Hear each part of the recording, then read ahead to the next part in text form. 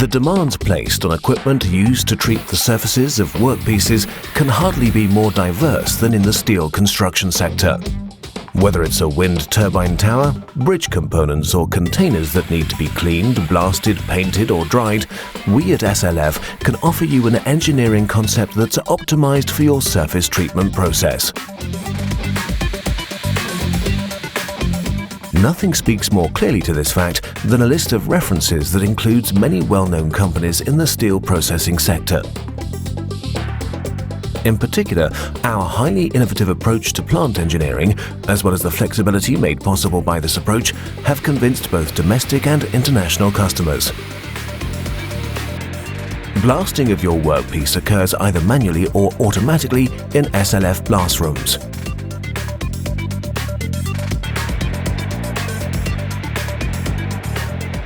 Simple welded constructions can be coated just as flexibly as unwieldy bridge components weighing many tons, and this can be done in a resource-efficient way thanks to our sectional ventilation system. Our telescoping drying cabins are especially well suited for the subsequent drying of these workpieces. Our systems stand out through their optimized maintenance concepts, which also significantly reduce your ongoing operating costs. SLF, a strong partner.